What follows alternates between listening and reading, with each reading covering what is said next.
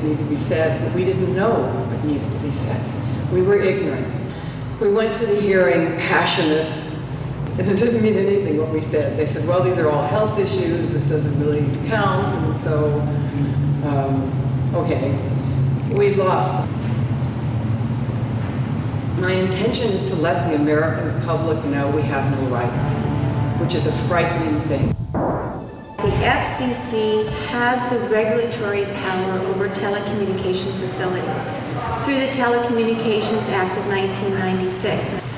What local governments have control over, what we have the authority to do, is only to regulate the placement, the construction, and the design of telecommunication facilities. We are prohibited from taking into consideration the health and safety impacts of those antennas. So what do you want the government to do?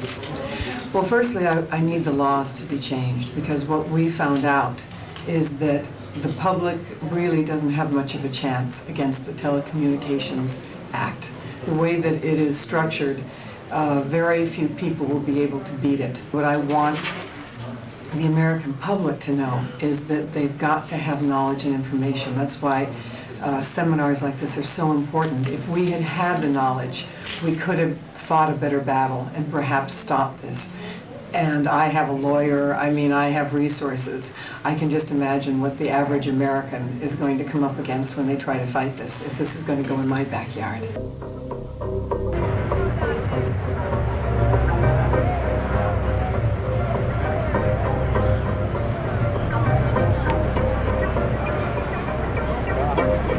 They came to our neighborhood and put up a tower about 1 year ago, and we've all been fighting it because it's just been a blight on our neighborhood. We've been working on a moratorium within Butte County, and they've adopted the strongest ordinance in the United States. And we're hoping the city of Chico will follow suit, and so will other cities and areas.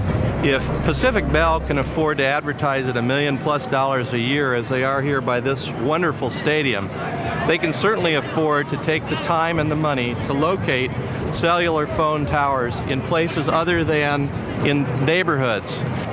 The Telecommunications Act of 1996, Section 704, provides that we can't do anything about the health risks according to the Congress. But the local governments are still allowed to determine where to locate the towers within reason. In fact, what the law says is the only prohibition is that the local government cannot prohibit the tower altogether. All we're asking is for Pac Bell Wireless to be a good neighbor and not to put cell towers over 100 feet tall in the middle of neighborhoods, especially trying to take advantage of people in the Central Valley who they think are stupid and poor. We think that we have to work with people across the state and across the nation in order to protect them from predators like Pac Bell Wireless. The only thing that communities can do is write an ordinance, and that takes time, and usually it's only after a disaster has happened, like in our community.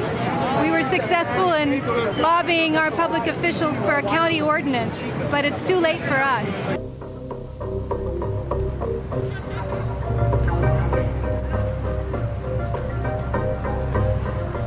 It appears to me that the time has come for a precautionary note in this process. 25,000 of these cell phones are being sold a day. Tens of millions of people around the earth are using them. And there is substantial question as to whether or not health studies have been done adequately.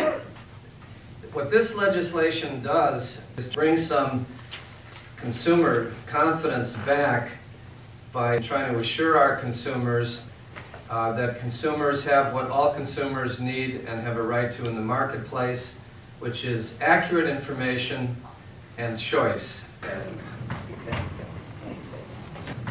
Each of these phones must meet stringent emission standards set by the FCC in concert with the IEEE and a number of the other engineering organizations.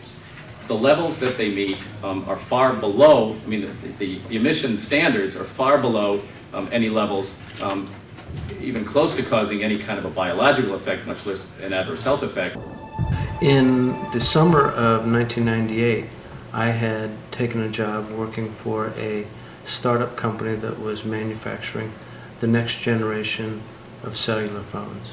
I went to work for this company as the director of worldwide sales.